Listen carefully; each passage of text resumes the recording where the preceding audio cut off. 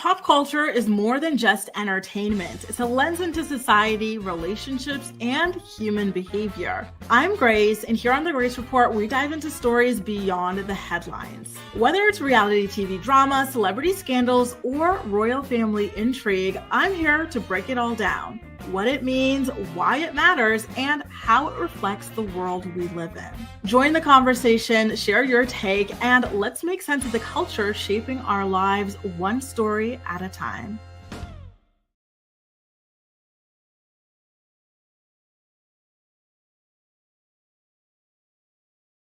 Weekend go. I hope you had a great weekend.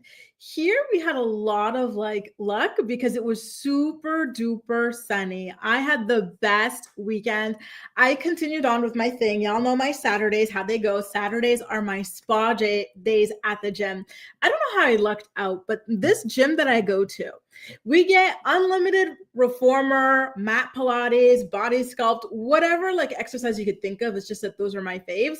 Then you've got a sauna, you've got a hammam, all of that for like 40 euros a month. Like I am living the life over there. And I have a gym friend where every single Saturday, whenever we can anyway, we do a salsa class together. And then after salsa, we'll do a circuit. We'll do like the sauna, then we'll go to hammam, then we'll go do the sauna again. And then we do like these masks, these hair masks, these face masks, these body scrubs. It is glorious. So we did that Saturday. Sunday, I did a reformer class and then spent the rest of the day out, out and about running errands and stuff. Went to a restaurant for dinner, had a great day. What about you guys? So I don't know if you guys saw this, but I do have a pinned, or it should be pinned anyway, comment about how right after today's morning report, I am going to be on Kempire's channel with Layla. The dream team is back together, y'all. And we are going to be recapping the Real Housewives of Potomac reunion and talking about Portia's husband, Simon Guobadia, being in the custody of ICE, which still has me gooped and gagged because what the heck, secretly, between you and me, guys, do you think that Portia called ICE on him? She was tired of him like messing around with her, acting like, he was going to ruin her life. She said, oh, you think you're going to ruin my life? Let's see who can ruin whose life first. Let me know, okay? Good morning, Theo, Allie, Houston, Rose, Kristen, Jessica, Ronnie, Jeannie, Mary, Duda, Tadisha, woo, and everybody else tuning in as well. We've got an awful lot to talk about. And again, I think this is only going to be about 50 minutes instead of our usual hour, just because after this, we're hopping right over to Kempire's channel, okay, you guys? And shout out to you, Gail, if you're watching, Gail Martin. So when I was cutting some clips from Friday's morning report to make like the little, shorter videos for people, I saw Gail talking about being married for 40 years and I didn't see it live. Like I put it on the screen, but I didn't get to read it. Wow, that is incredible. Shout out to you, Gail. What an accomplishment. That is absolutely amazing. And Theo, it is fun. We always have the greatest time. We do Puerto Rican salsa, we do Cuban salsa, and I'd like to try other styles of salsa as well. But for now, those ones keep keep me busy. Mary Duda, I do think that she called ICE too. Like, I feel like she is behind it. And I gotta wonder, here's the thing. Simon was just so, and we're going to talk about this on Kempire's channel, so I'm not going to say too much here, but I feel like with the way that Simon was after her and trying to ruin her life, I'm sorry, it's giving play stupid games, win stupid prizes, right? And Tadisha, I think you're right about Andy. I loved part 1 better than part 2, but it has been incredible so far. Good morning, Venetia, and good morning, Jaleesa as well. Isn't Pilates the best? Like, I am an addict. I do it, no lie, anywhere from 5 to 8 times a week, because on Tuesdays and Wednesdays, I double up my classes. Like, I'm addicted. East Austin says, Grace, self-care is everything. Yes, I miss my bum flaky a gym friend. We traveled together and she left the group in Egypt. Damn it. She was my guest and left me for Boston. I'm so sorry you left your gym friend. And it's so, you know what? I wouldn't have continued with salsa if I didn't have my Saturday gym friend. So I know exactly what you mean about the importance of having a gym friend. So Allie and everybody else watching, do you blame Portia for calling ICE on Simon? We could be as messy as we want here, y'all. Like, that guy really was trying to ruin her life and just humiliate her and stuff. And it felt like he would have done something like that to her if the roles were reversed. So I'm kind of like, I'm sorry, Simon. Like, come on now. Come on now. Jaleesa, do you know anything about salsa? Are you a salsa dancer or anything like that? That is so cool. I love Puerto Rican salsa. It is so good. It is so caliente.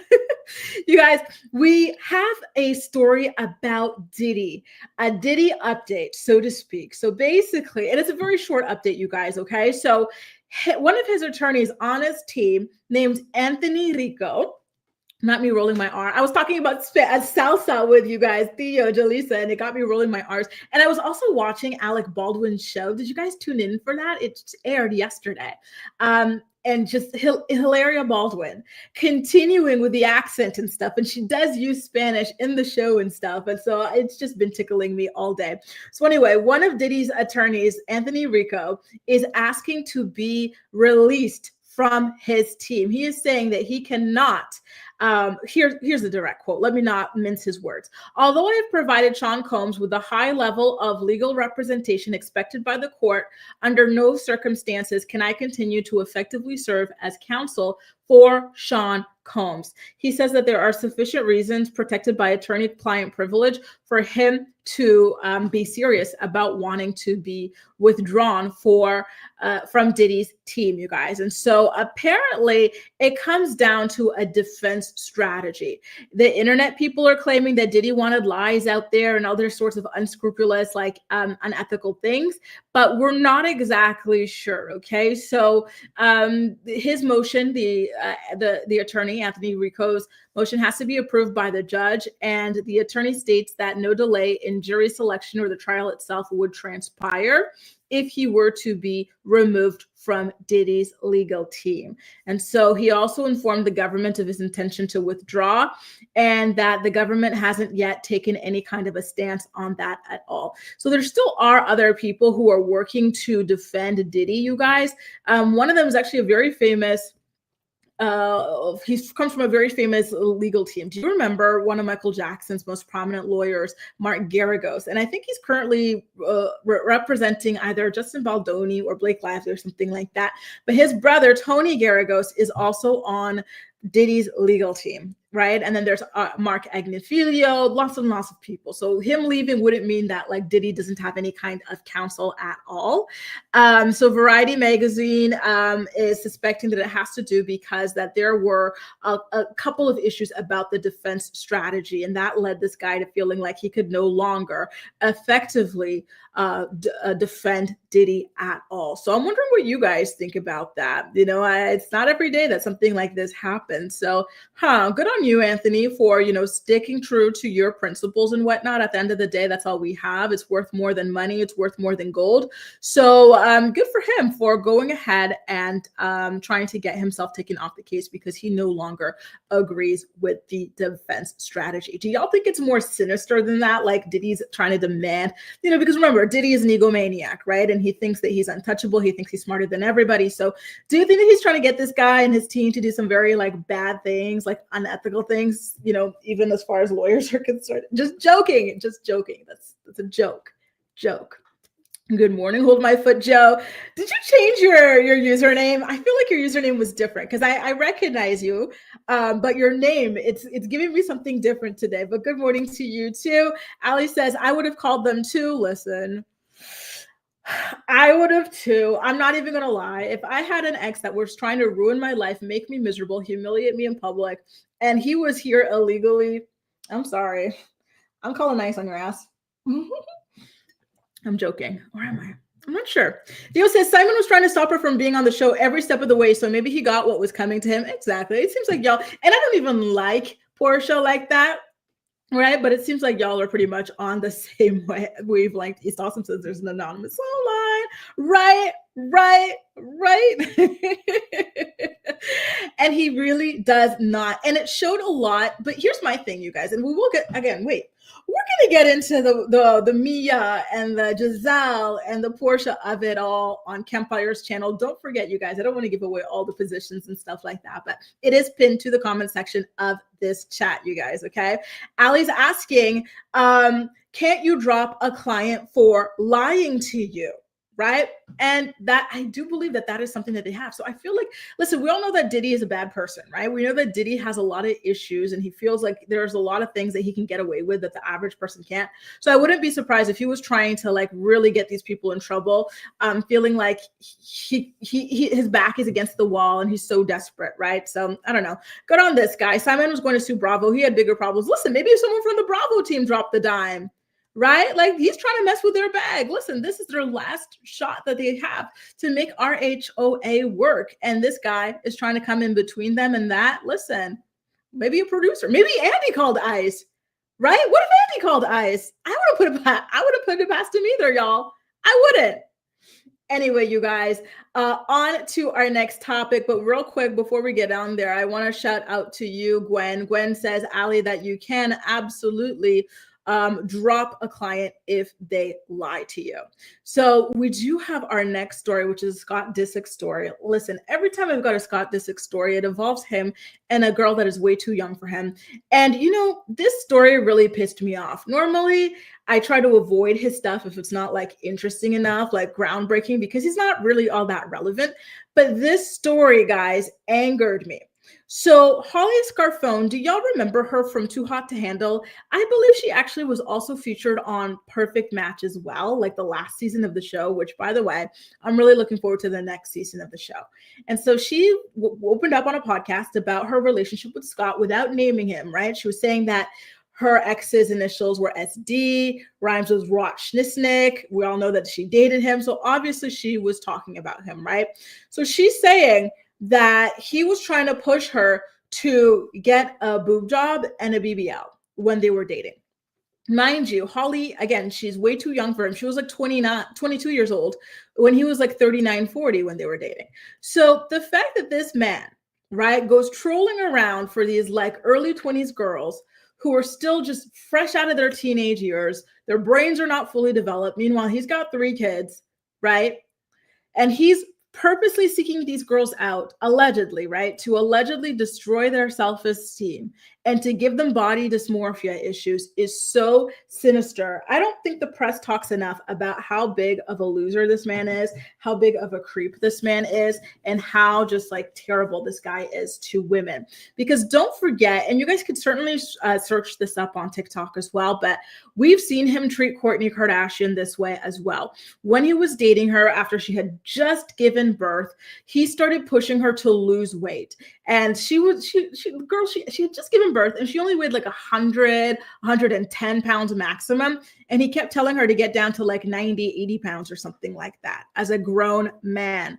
There's something wrong with this guy. And I think that people need to start or the press, the mainstream press needs to start talking about it because this is not okay. Purposely seeking out very young girls to do this too. Because when you do this to people, especially when they're young, this is something that can follow them for life. So good on Holly for opening up about this. And I hope that she is doing okay, or that she has the resources to get some help if she feels as though she is currently struggling with body dysmorphia, because that is a very, very, very serious thing, right?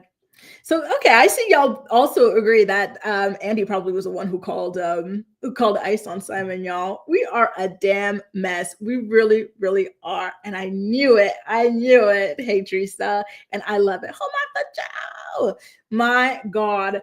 And I do, Theo. I absolutely do. I was like Penelope aged by 5 years. And remember, speaking of Penelope, Ali, Scott Disick's daughter, Penelope, had been telling him on the show that he needs to stop dating girls that are way too young for him.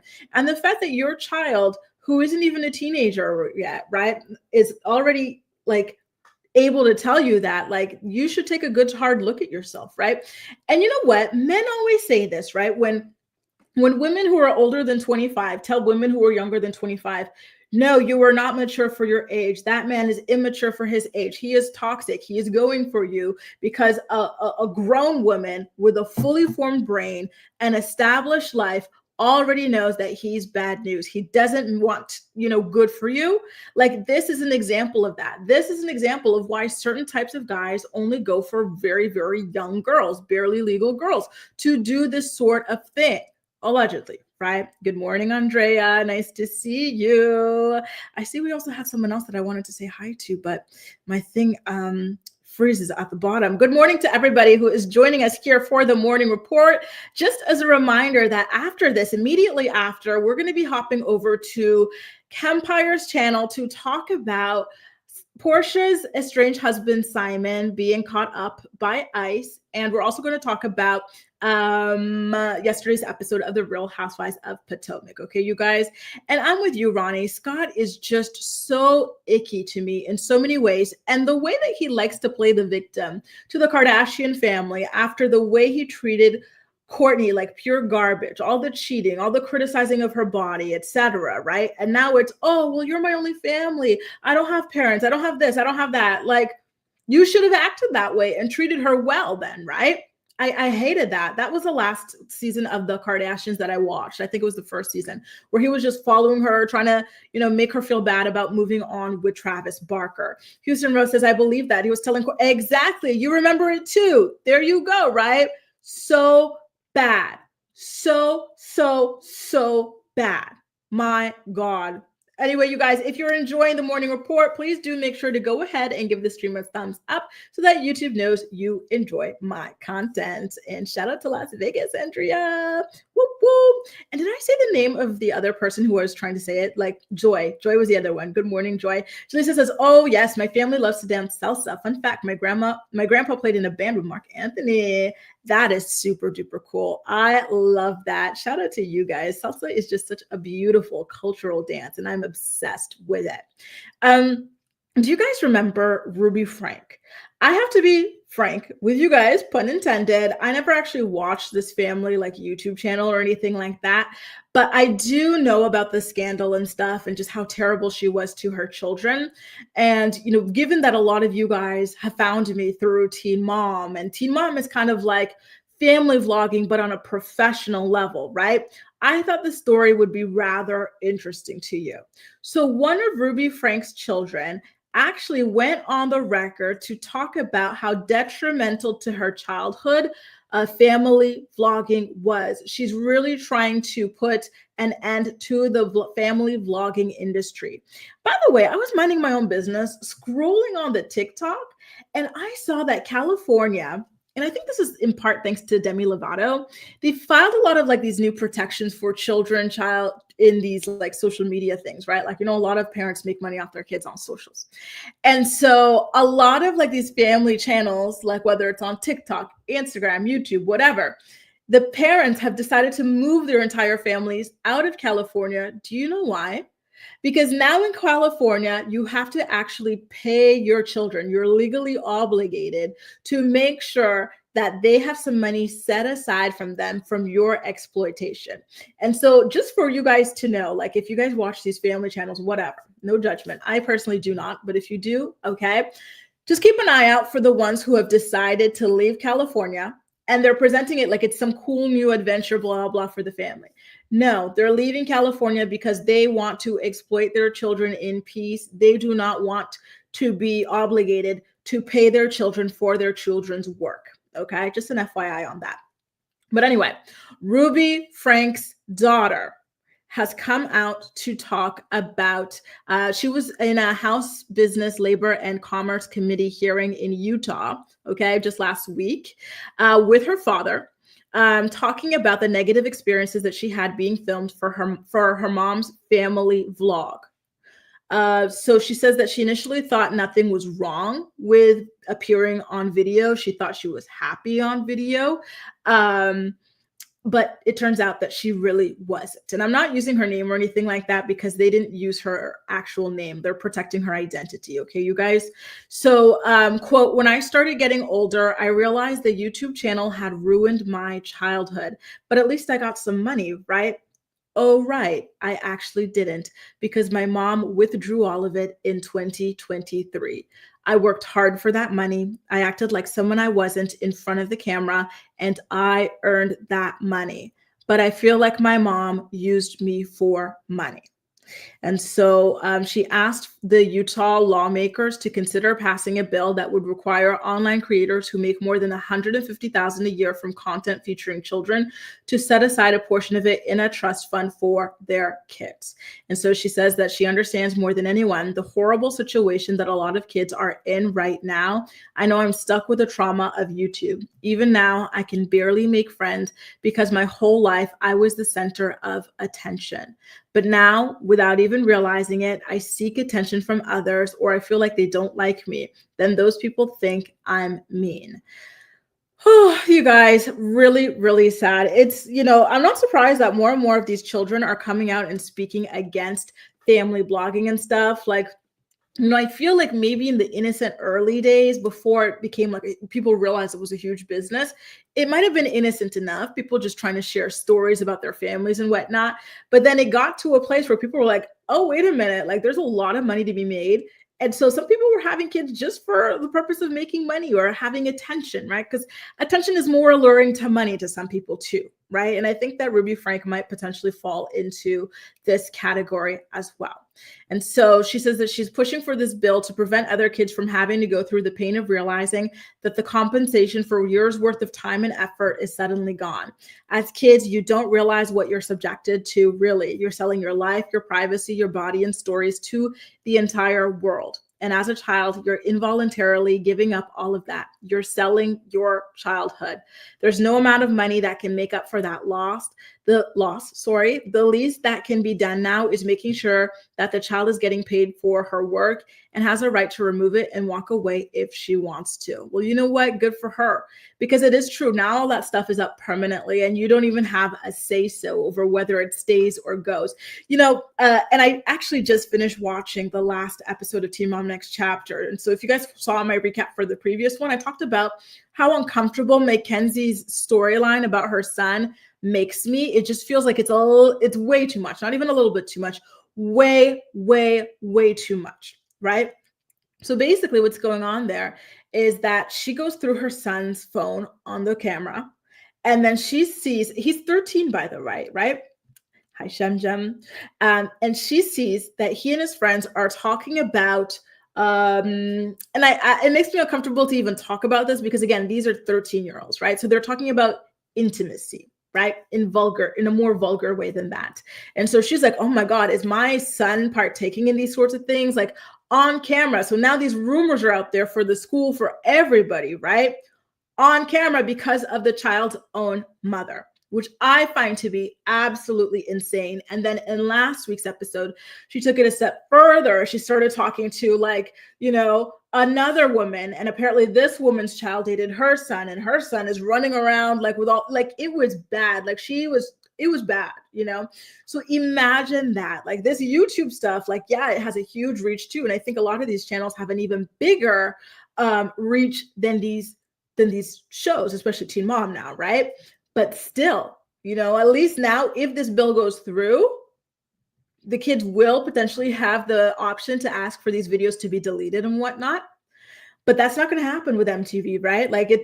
It's syndicated globally. It's on the street. It's everywhere. And I find that to be just so damn sad. And I hate that you and I, people who have it's not our duty to protect these kids, right? But we feel more protective of these kids than their own parents. And I feel like that is so wrong, So anyway, that's really, really sad. Guys, again, a lot of these family vlogger people, they're moving out of California specifically so that they do not have to pay their children for the work that their children are putting into these family vlogs. That's not okay, right? And so I'm glad that people like Ruby Frank's daughter are fighting for these laws to reach other states. And I do think that California is ground zero, and that you're going to see more of this spread across. And so I really do hope that this becomes a federal sort of law, right? Because come on, right? People have to be paid for their time in general. Why are we still arguing for this, right? So Ronnie says, my kids used to watch Ruby's channel and my oldest cried when she heard about what happened to her kids. It's crazy. You really don't know what happens behind closed doors. People really try their best to put up a glossy, beautiful, perfect front, but wow, behind the scenes, it can get really, really, really ugly, real fast. Feisty says, it breaks my heart how these children are used to provide income for their parents. Exactly. Just imagining how many people are purposely, because we even saw in the Teen Mom world, right? Like some of the girls actually started trying to have kids as teenagers to get onto the show when they saw how much money and attention they can get. And so, YouTube has no barrier to entry almost, right? So you see even more of that on that platform. So be very careful about the type of stuff that you consume, right? Not that like the blame is on you, but just don't feed the attention, right? From these sorts of people. It's really, really, really, bad. Or as Joyce says, it's really extremely sick. It is. Good morning to Kahara and everybody else who's joining us here on the Morning Report. It is so nice to have you all. We've got lots more stories to talk about in today's stream.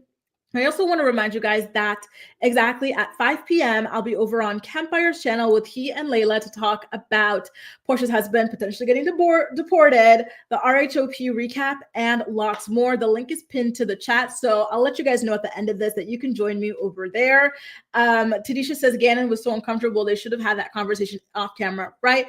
And for Mackenzie to have the nerve to ask this boy why he's so uncomfortable with his mom talking to him about this, as if she didn't have a full camera crew, right? It's not just one cameraman. It's a bunch of people in the room looking at this 13-year-old, right? Talking about this. It's terrible. Like Feisty says, he'll be humiliated at school. And it's like Joy says, even if the videos are deleted, the damage is done. And that is such a great point, because guess what?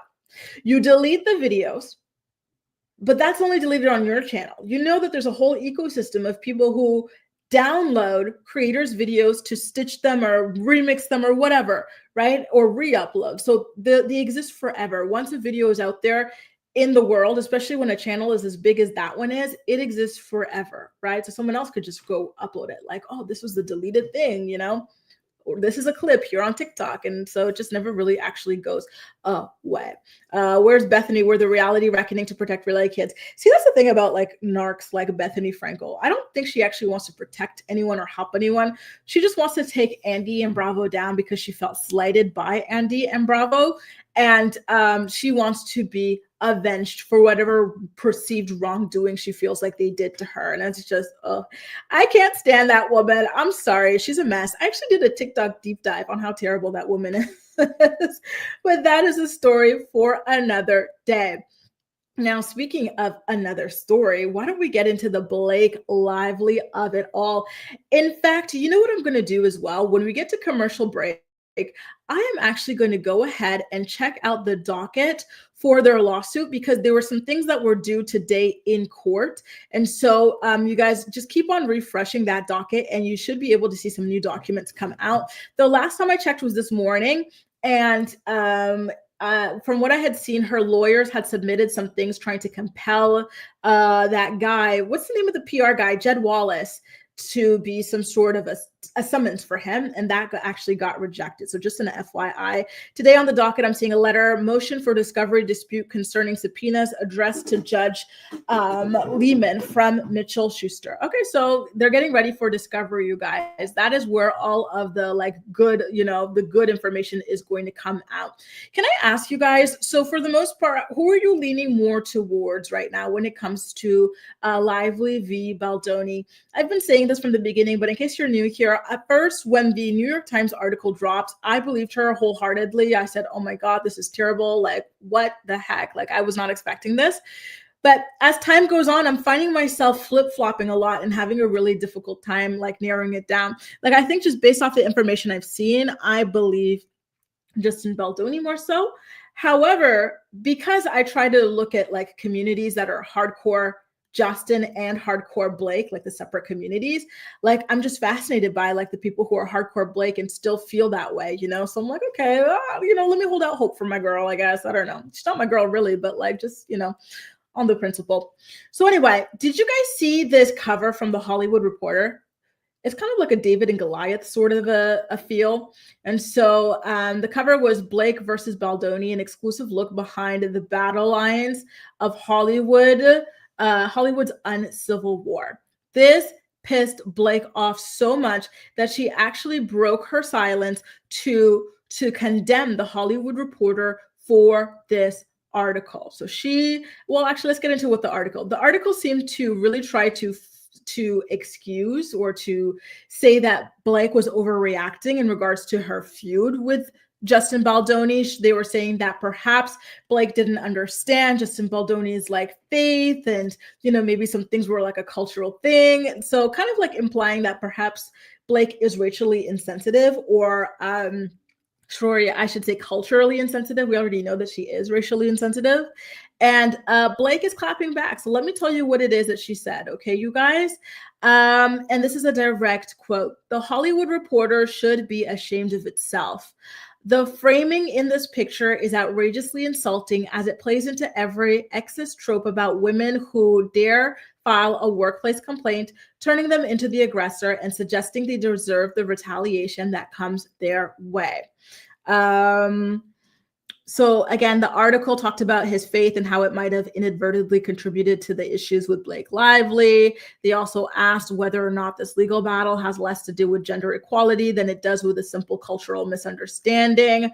And I quote, "What if much of it, the alleged inappropriate hugging and pre-film praying, could be explained as a clash between a very specific faith-driven community with its unique mores and a much more modern post-Me Too one with its own set of beliefs and commandments?" And so Blake Lively's rep also told the Daily Fail in a quote, "The story is extremely offensive as it incredibly seems to explain away documented examples of sexual harassment and retaliation by calling them cultural misunderstandings."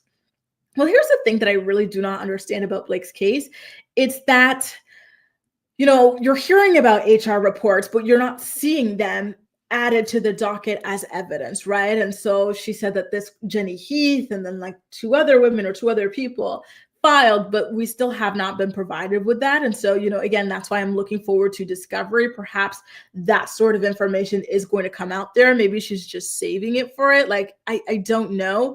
But yeah, I don't know. And then at first they talked about like harassment and creepiness and this and that, but then they kind of soften the language in the amended lawsuit, which is something that I'm seeing a lot of people pounce on. So for now, I'm very much confused, but I think that I'm leaning more towards Justin Baldoni, but I still am keeping the door open in the spirit of fairness. Okay. Now, good morning to Farah, Jen, and everybody else who is joining us here in today's morning report. If you're enjoying the stream, please don't hesitate to go ahead and give it a thumbs up so that YouTube knows you enjoy my content. We talk about the day's hottest story every single weekday at 10 a.m. Eastern Standard Time. Now, let me go ahead and take a look at some of the comments that you guys left here because, they're happening so quickly and I want to take a beat to take a look. Hey, Jess, leaning towards Justin. Yeah, I think I'm the same here so far. Mary Judah says, neither. I'm just enjoying the popcorn. And I'm still stunned at how huge this story has become. To me, last year, it was kind of like something buzzing in the background, but this year it has become an explosive story. Joy says that pick, I feel like it should be the other way around. Justin is David and Blake is Goliath, right? And it feels like that's what she would have preferred as well. Theo says, I'm still withholding judgment because it's such a touchy subject, but Blake Lively makes it difficult to believe her.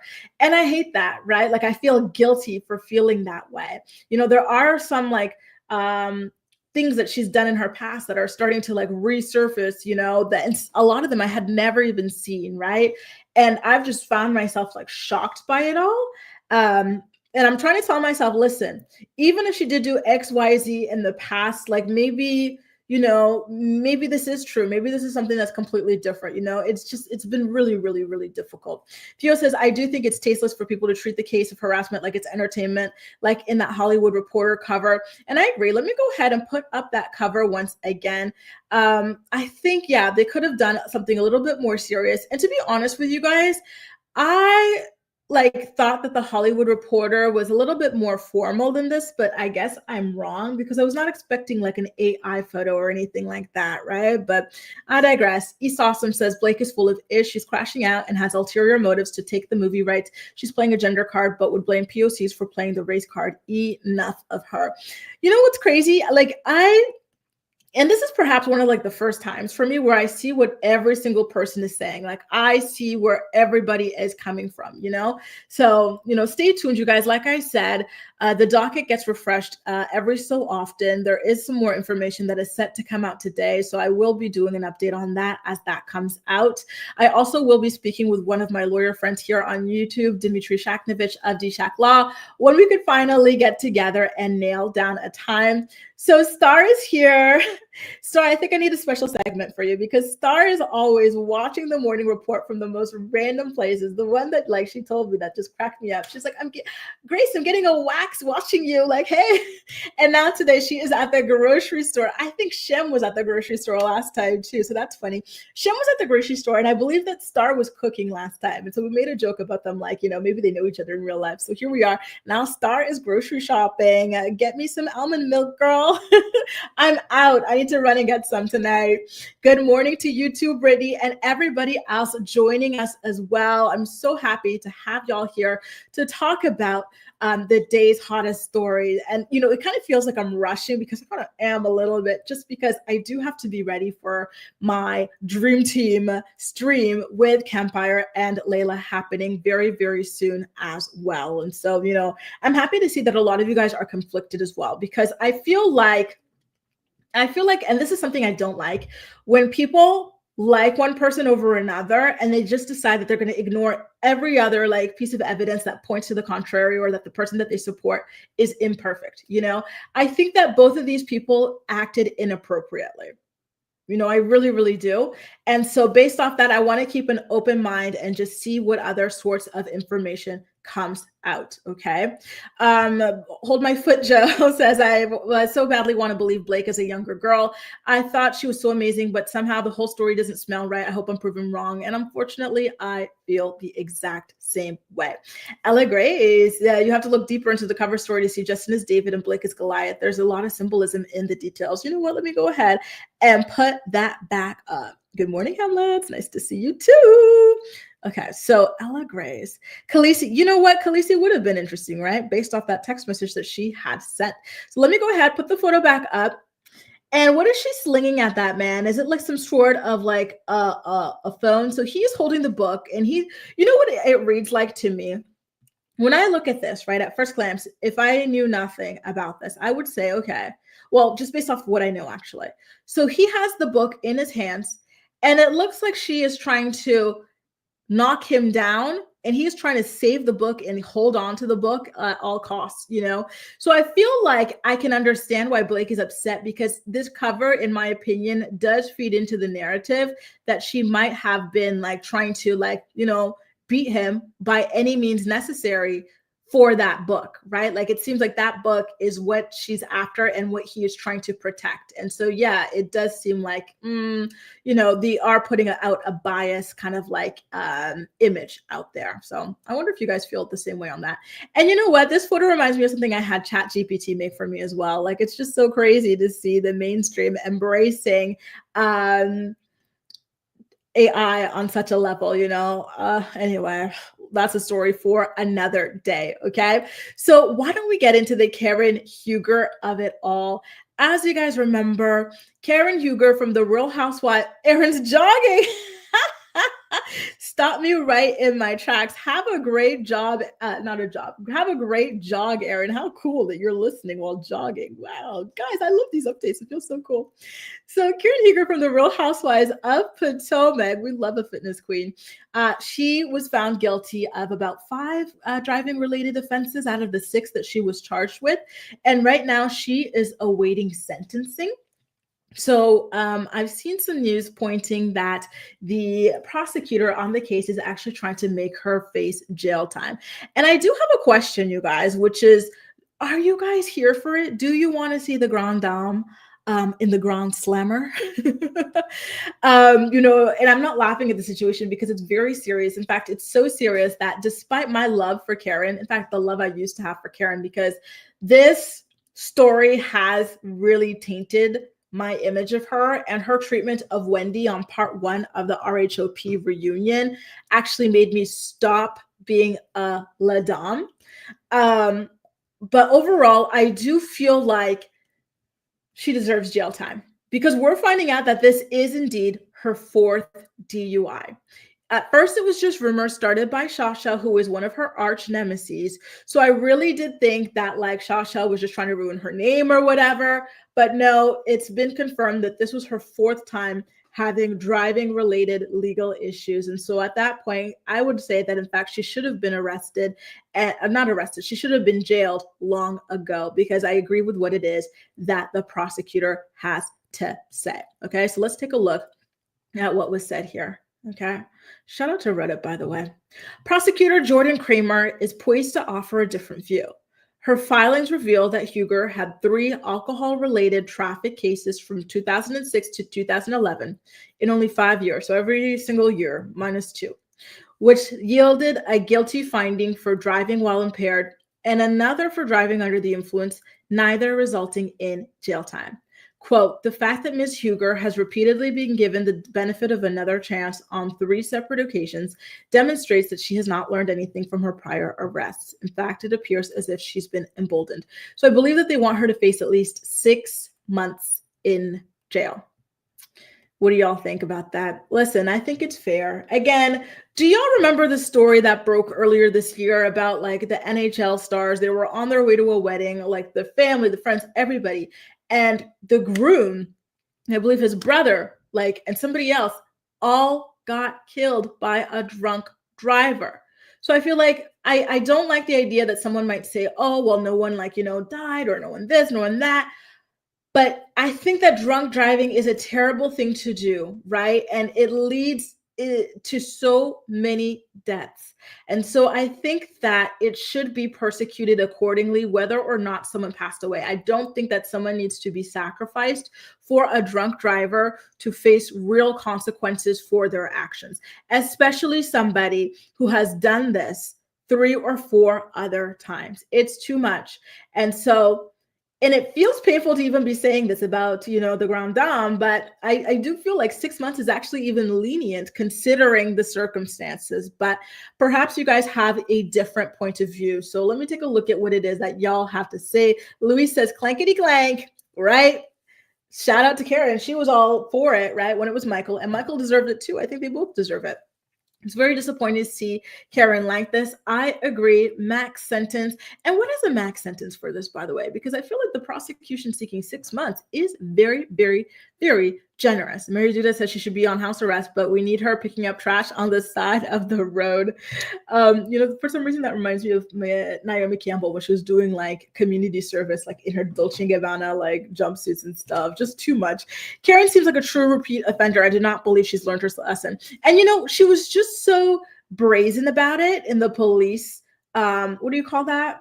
What do you call that when they like arrest you and they take you somewhere and they talk to you? What do you call, like, the conference room or something? And she was saying, oh, I might get 30 days. Like she was saying like that, like it was a badge of honor, right? So if that's the case, give her at least 30 days, the 30 days that she wanted, right? Joy says this is her 4th DUI. She needs a rude awakening, a cold dose of reality. I agree. So I'm happy that you guys, because I know a lot of you guys like Karen, or at least tolerate her on our HOP. So I'm happy that even, people like myself who were or are fans of her can still say that what she did is wrong and she deserves to face real consequences. Kahara says with 4 DUI, she's for sure getting jail time. She should have taken the plea deal. Yeah, she will probably get a good amount of time.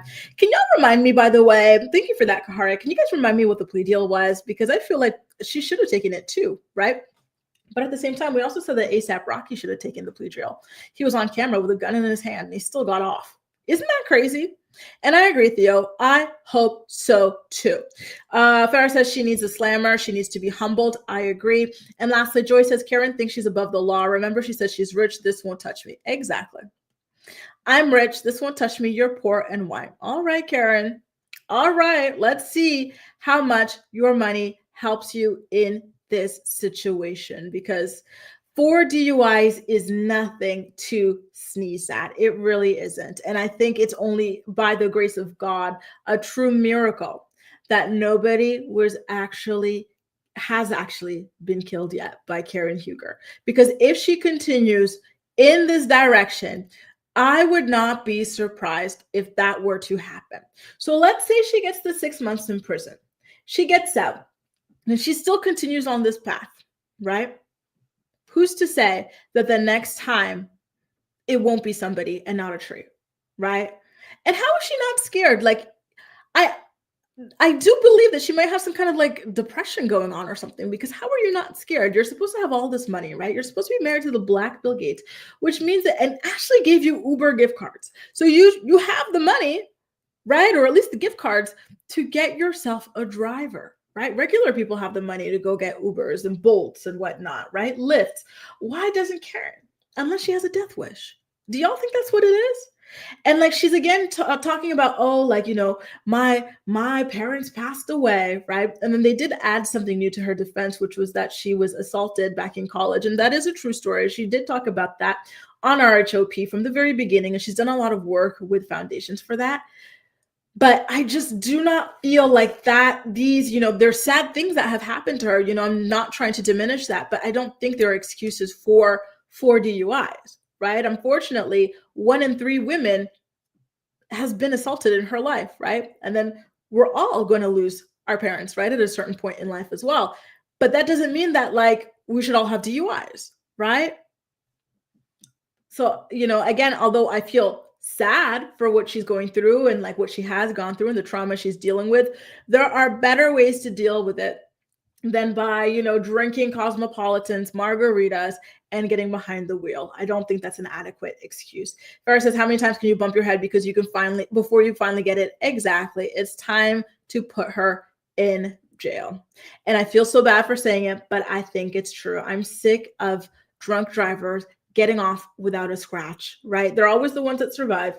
And then on top of that, their sentences are always so light. I always said, if you want to off someone, your best way to do it and get away with it with a minimum is to be a drunk driver, because they are just so protected by the law. It's insane. Another thing I don't understand is how so many people have DUIs, because one thing I've learned from social media, because sometimes like y'all don't like content creators or something, and then like you go like digging for like tea on them, and then it comes out that they've had DUIs too. And I'm like, how is this so common? Like, what is wrong with people? Like, what? Like, this is so weird. Anyway, Feisty says, there's no excuse for drinking and driving. Throw the book at her. I agree, right? I agree. Kambule, hey girl. Kambule says, what'd she say? Karen's my favorite on the show, but she needs to get the help. I agree. And I do also have to say, you guys, that, what did I have to say? Get the help. The prosecution is not buying the rehab thing. They said, girl, that is not even a real rehab. You were in some kind of spa, getting away, thinking that like, that was going to sway us, but no, right? Gwen says detained is a term. Arrest usually comes after. Thank you. That's the word I'm looking for. Thank you, Gwen. Gwen is our current legal commentator, and I love it because she also helped Ali and I with another question that we had earlier about whether or not, it was the Diddy story, about whether or not like a client can lie to his attorney, because Diddy's attorney is looking to fire him as a client. And Mary says her license needs to be revoked for the rest. I agree too. At what point can we go ahead and revoke her license, right? I'm just saying. Angelique says, I'm biased because I have 3 DUIs. No one hurt. I had jail time. Just a few months, maybe. Angelique, girl. Can I ask you how you got 3 DUIs? Is it that like you were doing it on purpose, or you didn't realize how drunk you are? I'm happy you're alive to tell the tale, because it's so risky. Oh my God. And can I ask you also, how much jail time did you have? And that was after the 3rd one. Do you think that set you straight, and that's why like you haven't gotten any more since? Oh, I'm happy you're okay, Angelique. Please, please, please never do it again. It is so, so, so risky. Farrah says, I lost a friend to drunk driving. There is no excuse. And it's just so tragic how many people lose their lives to this. It really, really is. What trial, Miriam? What trial?